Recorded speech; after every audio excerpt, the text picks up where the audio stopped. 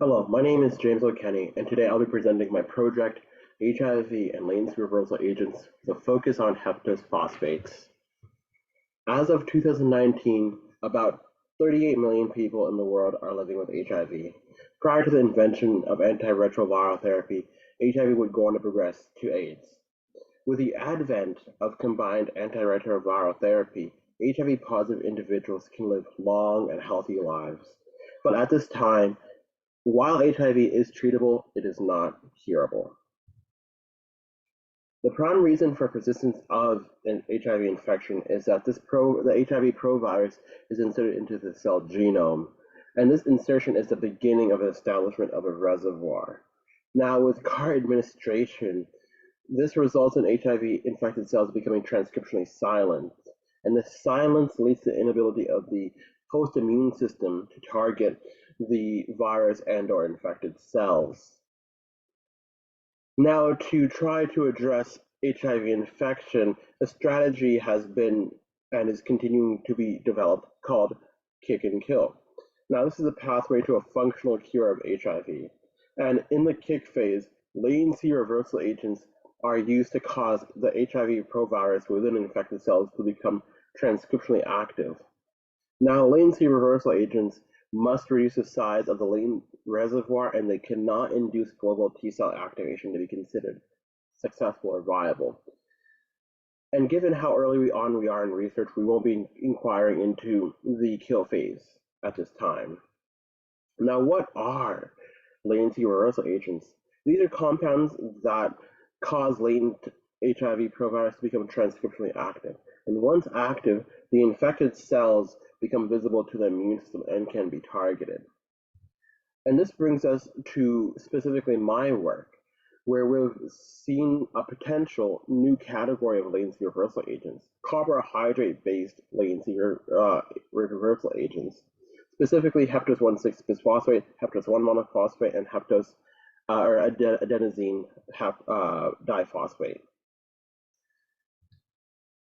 Now, with the synthesis, we're going to focus on the synthesis of heptose 1 monophosphate, which begins with a adenine protection and aromatic PMB protection, followed by a C5C6D protection. Then we carry on doing an oxidative cleavage, from where we're going to go and do a Wittig reaction, which is generally easy, but the workup when done in bulk, you need to consider using either a larger column greater than 330 grams, or look into potential other ways of purifying the crystals. After that, we go on to perform a Dibol reduction, which yields us molecule 13, which is of great interest because it's stable and it can be used to make all three of the heptose suspected heptose latency reversal agents. And this is the general pathway for synthesis for our HMP plus an amino ethyl linker. And this linker is, we plan to use this linker and to attach it onto the heptose for the purpose of conjugating it onto a gold nanoparticle. And so the methods that we've used throughout this project have been NMR, which is used to validate our products, our synthetic products, HPLC to purify our final product. Literature has been used just to guide our synthetic conditions for reactions, and then SES-Page has been used to purify our nanoparticle. Now, regarding the gold nanoparticle conjugation, we started off using monophosphate, given that it was cheap and easy to get, and we didn't want to use our valuable heptose monophosphate. So we tested out using a copper-free click chemistry reaction, and it went on to be successful.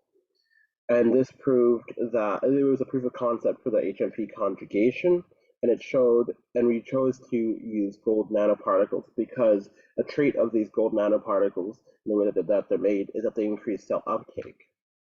And the objective of our work is to use these heptose conjugates to perform cell testing on HCT and glial cells, and we want to see if it induces an NF-kappa B response, and if it's high enough, this should cause infected cells to exit latency.